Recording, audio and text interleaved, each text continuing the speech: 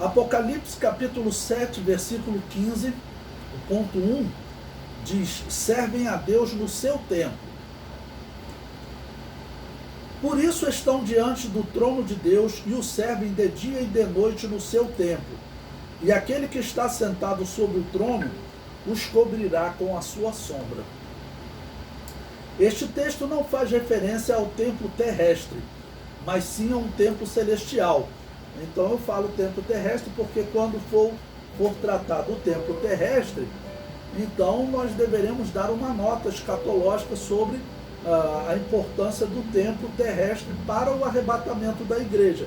Mas aqui está falando de um templo celestial. Eu coloquei até templo entre aspas, por causa do nosso conceito de templo aqui, um local formado de paredes físicas, né?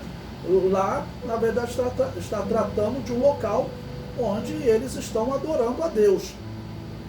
Essas almas aguardando ainda a ressurreição. Prosseguindo, não se trata de uma estrutura física, mas sim um ato de adoração. Por isso eles estão nesse, entre aspas, templo de Deus.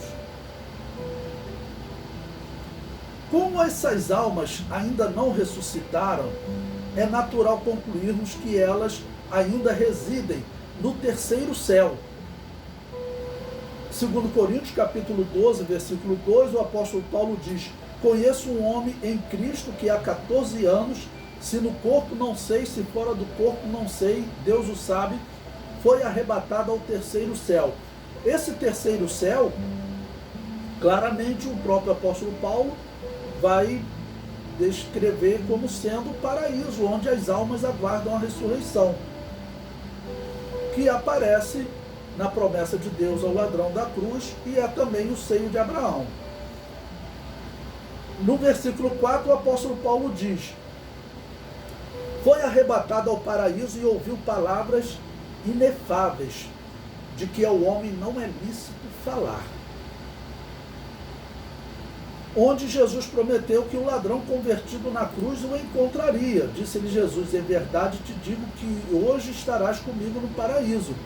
Lucas 23, 43. Ou seja, está tratando do mesmo lugar. A única diferença é que nós acreditamos que essas almas elas foram retiradas do local onde elas presenciavam as almas que estavam em sofrimento. Está assim na história do rico e Lázaro. Lembrando que aquela história não é uma parábola. É um fato real, porque cita nomes próprios. Parábola não cita nomes próprios. Em nenhuma parte do texto bíblico está escrito que é uma parábola. Apenas no título de algumas bíblias, que não faz parte do texto bíblico. Prosseguindo, antes da ressurreição de Jesus, o paraíso era chamado seio de Abraão e localizava-se próximo do local de sofrimento das almas condenadas, apesar de uma alma não poder passar para o outro lado.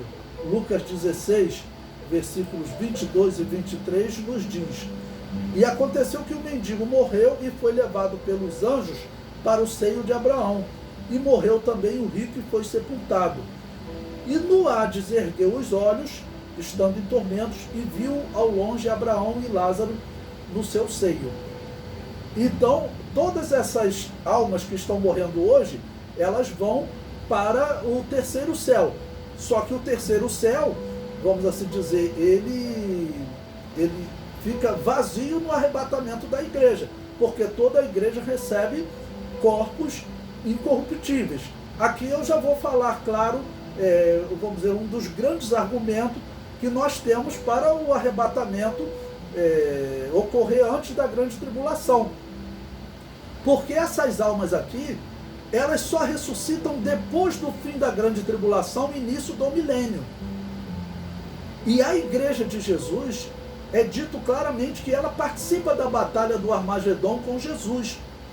Em Apocalipse capítulo 19, nós veremos claramente, está dito que a igreja já está com corpos incorruptíveis, ela já é a noiva do Cordeiro, ela já está em novos corpos com Jesus adorando no céu. Em meio a essa adoração, ela desce com Jesus para cumprir o que o apóstolo Paulo disse em Colossenses capítulo 3. Quando Cristo, que é a nossa vida, se manifestar, vós vos manifestareis com ele em glória. Então essa manifestação de Jesus para dar fim à grande tribulação, a igreja já está com Jesus. Enquanto esses aqui, claramente, eles só ressuscitam depois da batalha do Armagedon, no início do milênio, né? Essa era para, vamos dizer, principalmente os reformados que estão aí tentando desacreditar a doutrina do arrebatamento, era para eles desistirem, porque claramente é impossível. Se a igreja já vem em glória com Cristo batalhar na batalha do Armagedon, ela não pode ressuscitar depois, né? Então já era para ter morrido essa doutrina dele do arrebatamento ser só pós-tribulacionista, tá bom? Mas não vou esperar que eles estejam realmente com os seus olhos abertos para ver esse erro.